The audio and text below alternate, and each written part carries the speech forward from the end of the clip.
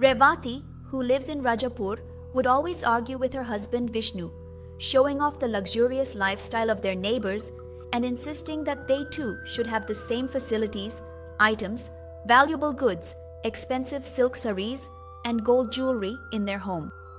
Vishnu, however, would not pay much attention to his wife's words and would manage the household with whatever he had. Meanwhile, once when Revati went to the market to buy vegetables, she met her childhood friend Swati. Swati took Revati to her bungalow, showed her around the entire bungalow, the cars, the servants, and the expensive items in the house.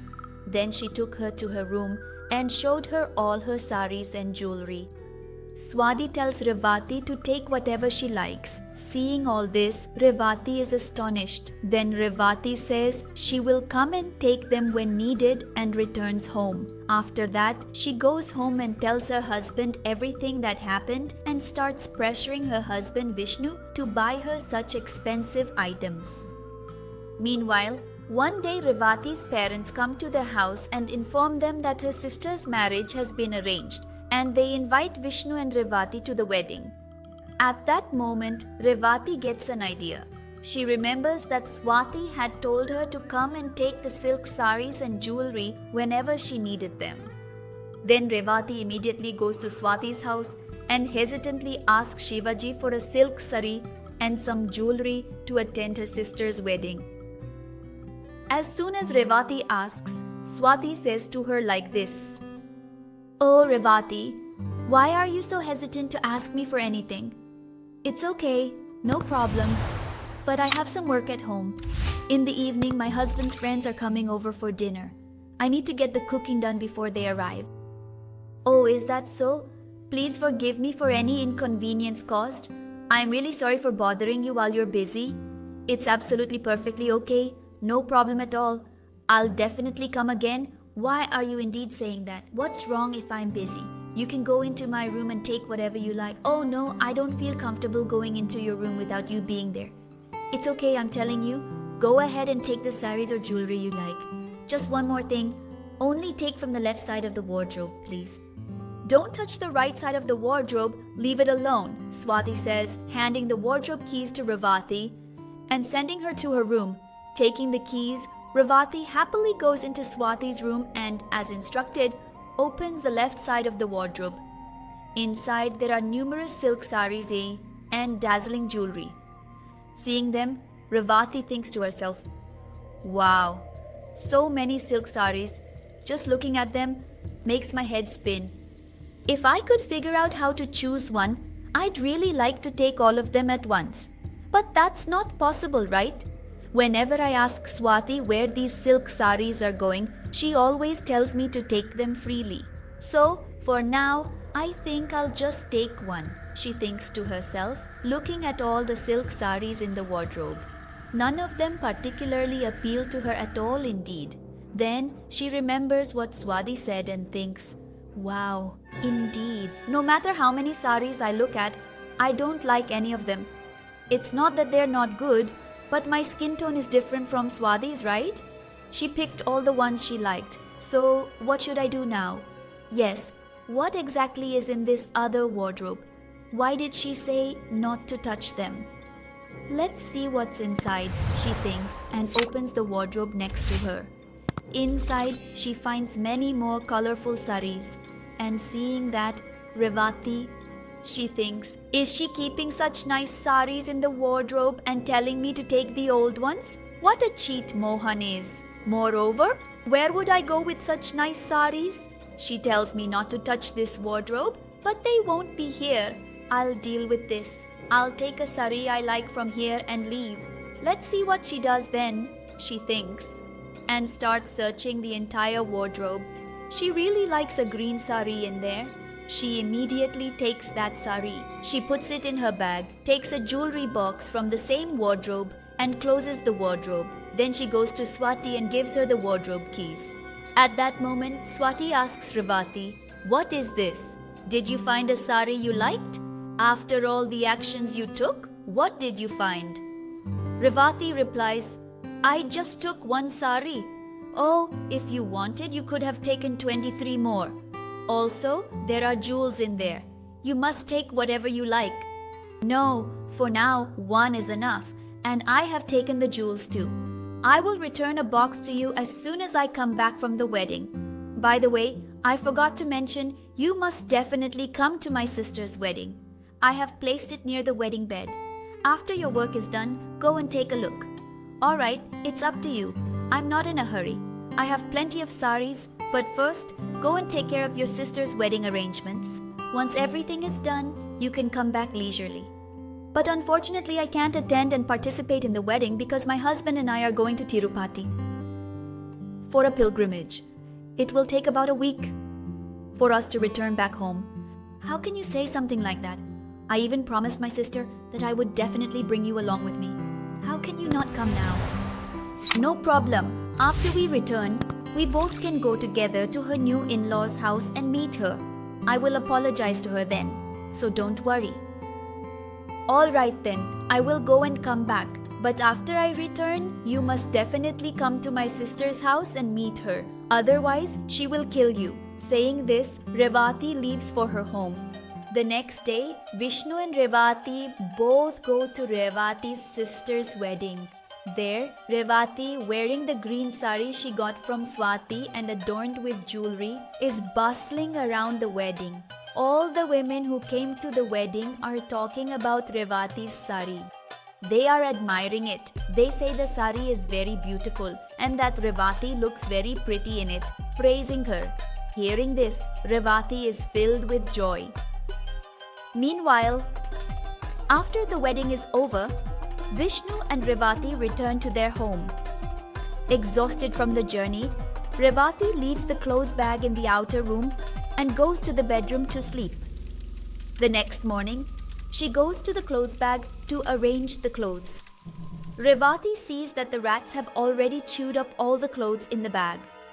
Seeing this, Revati screams loudly. Hearing her, Vishnu comes running there. He says to Revati, "Why are you screaming as if something terrible has happened? What happened?" "Oh no, everything is ruined. These wretched rats have chewed up our entire clothes bag into pieces." "All right, if they chewed it, what can we do now? We have clothes at home." There are still plenty of clothes in the wardrobe, right? If someone hears you crying like this, they'll think you're being tortured. It's not that. It's just that our clothes are gone. And among them was a sari I borrowed from my friend for a wedding. So what happened now? If you want, buy something like that before taking it. Speak slowly. After all this, what's the number? That sari is not an ordinary sari. It's a silk sari. What happened? There are no more silk saris. Do you know how much a silk sari costs? Yod, how much could it be? At most, it would be around 3,000 to 4,000. That's it, right? To wear a 3,000, 4,000 silk sari, he was a laborer, not a wife. She was the wife of a government employee working in the collector's office. At least 1,00,000 rupees for a silk sari. What is this about 1,00,000 rupees silk sari? Saying this, Vishnu faints and falls down. Revati, panicking, sprinkles water on his face. With that, Vishnu regains consciousness and sits up. "Oh no, what happened? Why did you fall like that? What else do you want me to do?" The fact that I'm still alive is indeed a very big thing. But when you have such a very expensive sari, how could you leave it out so carelessly instead of keeping it safely in the cupboard? Do you have any sense at all? Oh, stop scolding me. First think about how we can get out of this problem. How can I return the saree to my friend Swati? There's no other way but to buy a new one. Such an expensive saree. How can we buy it? You should have indeed thought of this before. How many times have I informed you? It's wrong to keep hoping for money to come and live off others. I've always said we should live within our means, but you never listened to me. Now see where your stubbornness has brought us. While Vishnu was scolding Revati, Swati arrives at their house. As soon as they see Swati, both of them turn pale. Then Swati indeed mentions to Revati, "Oh Revati, you're back already. Did the wedding go well?" "Yes, the wedding went well. But how did you know we actually returned home? Oh, nothing much. This morning my husband mentioned it. That's why, while dropping him off near his office in my car, I noticed your door was open. I told you we were going to Tirupati, right? That's it? I came to give you some prasadam. Oh, indeed. I actually thought you came to take the silk saree. What silk saree are you talking about? Even if you weren't here, I thoroughly searched the entirety of the wardrobe. Which saree did you take from there? All the jewelry is still there as well. So, which saree did you take, Swati? But Revati takes out a green saree, unfortunately nibbled by rats, from the bag and shows it, saying, "This one. Look, it's this saree, but forgive me. By mistake, while arranging clothes, I left the bag somewhere. Because of that, the rats in the house chewed up the entire saree. Don't worry. As soon as Mayank's salary comes, I'll buy another new silk saree exactly like this one. For now, I've kept the jewelry in the wardrobe. Stay here, I'll bring them. For now, take the silk saree. No matter how expensive it is, I'll get one exactly like it somehow. I'll buy a new one and bring it to you. Please forgive me." With a heavy heart, she expresses apologetically to Swati with regret, and suddenly Revati starts laughing out loud. Not understanding what's happening, in utter confusion, they exchange bewildered glances with each other. After a while, for a moment, Revati remarks with a hint of amusement to Swati, "I thought you'd be upset for ruining such an expensive saree, but you're laughing out loud. Why are you laughing in disbelief? Are you crazy or what?" "It's not expensive. To be honest, it's not even worth mentioning." "What? This is an expensive silk saree, right? I don't understand what you're saying. I'll tell you, but first, tell me, did you take it from the left cupboard or the right cupboard?" "I already told you to take it from the right cupboard." "Forgive me. If I tell you, will you scold me?" "I didn't tell you. I didn't really like the sarees in the left cupboard, so I opened the right cupboard to see. If you say not to do that, I thought Abir's family might have very expensive silk sarees, so I opened it and took sarees from there. But now you're saying it's not a silk saree.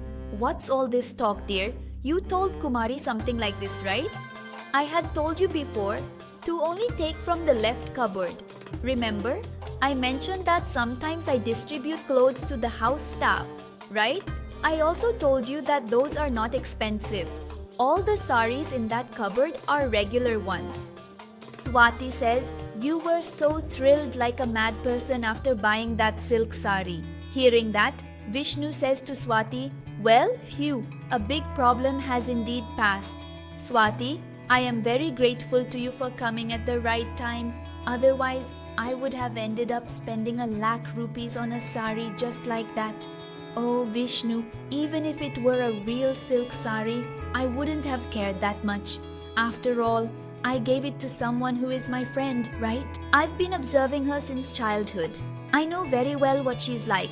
Whenever she sees a new item with someone, she always shows it off. I thought she might change as she grew up, but it seems her obsession hasn't diminished," says Revati. "Anyway, you found a husband who loves you dearly like gold. At least now, you should gain some sense and avoid extravagance beyond your husband's liking, or else you'll face difficulties. If I hadn't come on time now, she would have spent her husband's entire life savings. At least now, change and be sensible." "What you said is true, Swati. All this time, no matter how much trouble I caused, my husband tried to change me. But he never said no to anything I asked for. He worked so hard to give me everything I wanted. I didn't even realize his hard work, but without recognizing his efforts, I looked down on him. Please forgive me. From now on, I won't trouble you by insisting on buying things. Let's be happy with what we have. Now you truly feel like my wife? In this happiness, ask for anything you want and I'll buy it for you. But I beg you, please don't ask for that 1,00,000 rupee silk saree. If I buy it, everyone will laugh at me." From that day on, Revati stopped going after extravagance and respected her husband's words, taking care of him with love. Thus, the two of them lived their lives happily.